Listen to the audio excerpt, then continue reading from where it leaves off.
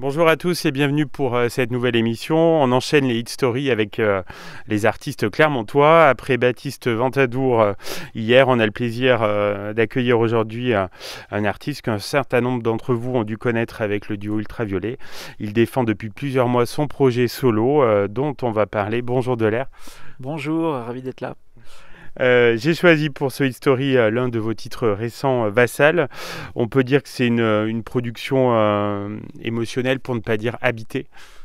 Oui, c'est de toute façon le projet est un petit peu est très personnel par essence.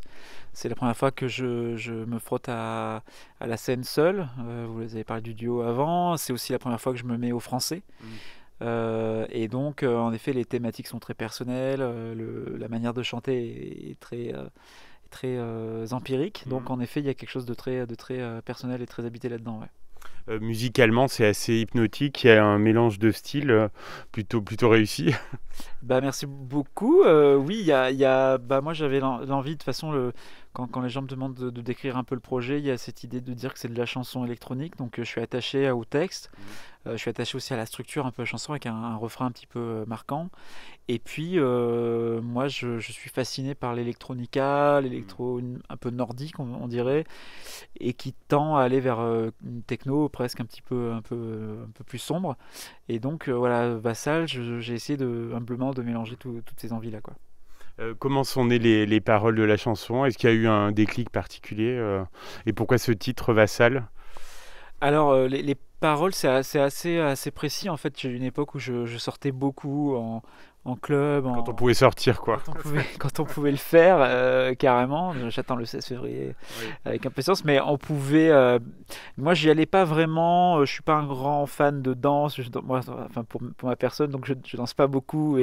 Par contre, j'aime bien regarder les gens et je trouve que on s'ennuie jamais dans un club, pour peu qu'on soit un peu alcoolisé au milieu de la nuit, à regarder les gens. Et souvent, j'ai été fasciné par des gens que je regardais.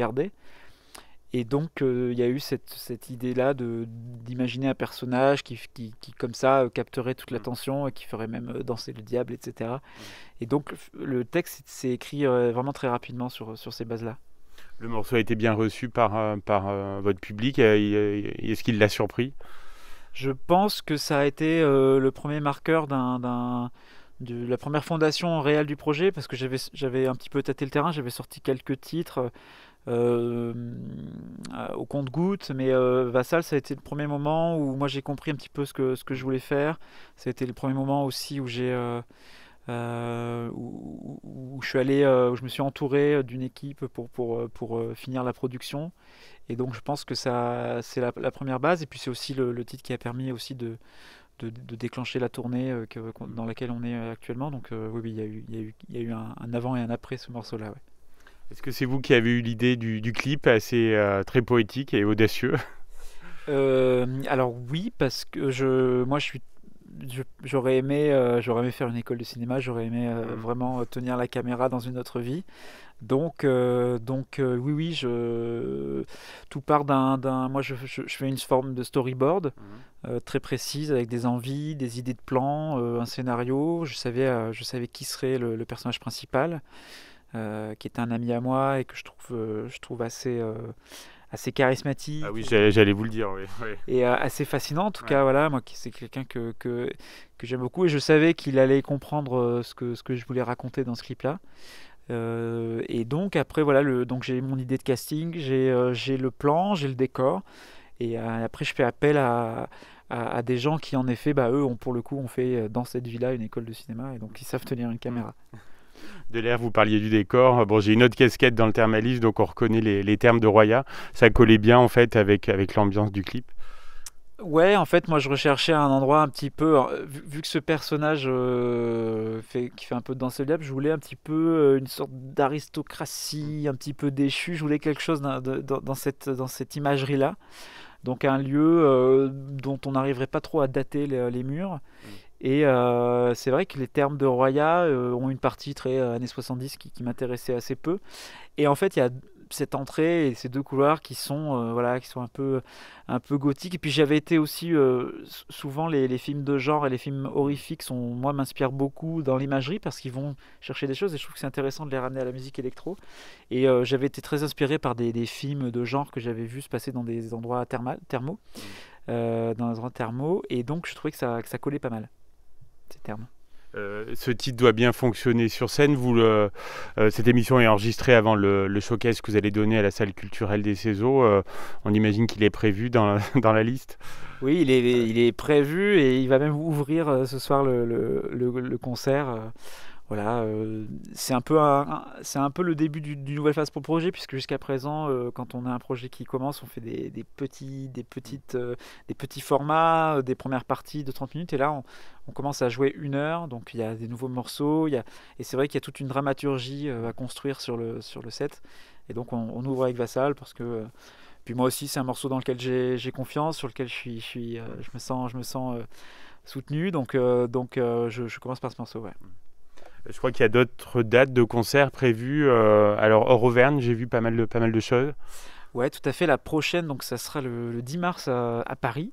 Et ce sera au Comedy Club, donc le Jamel Comedy Club, qui ne fait pas que de l'humour, il fait aussi des concerts. Ensuite, on ira à Grenoble.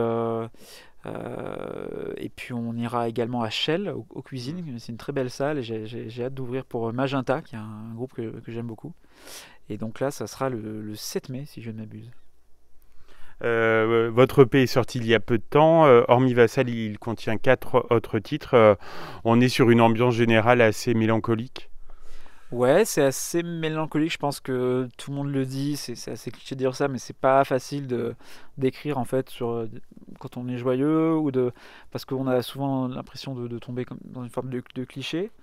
Du coup, ouais, il y a une forme de mélancolie, peut-être de froideur qui correspond aussi à un moment donné dans lequel j'étais.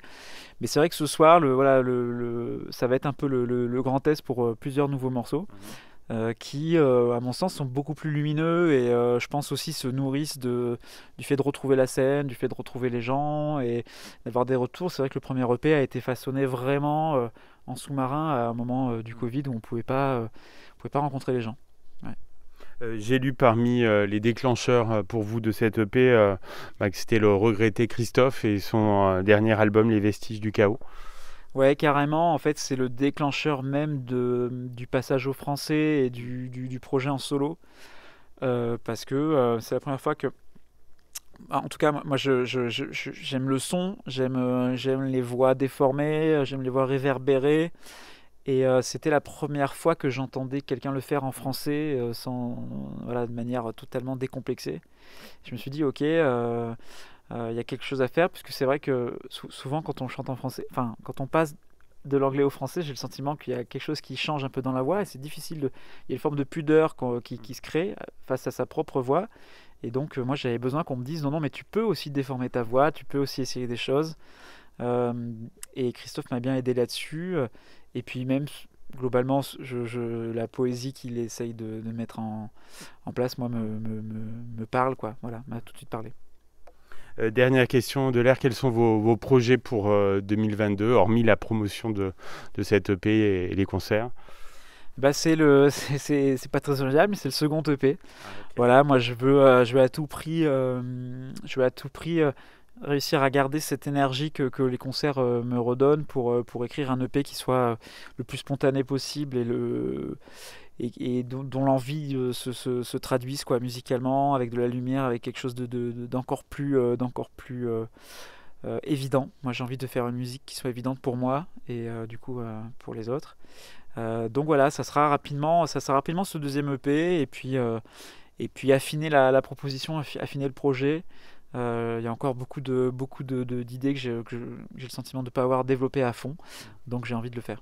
Voilà. Un grand merci de l'air pour votre participation à l'émission. On va se quitter en écoutant Vassal et puis je pense à très bientôt sur cette antenne. À très bientôt, merci pour tout.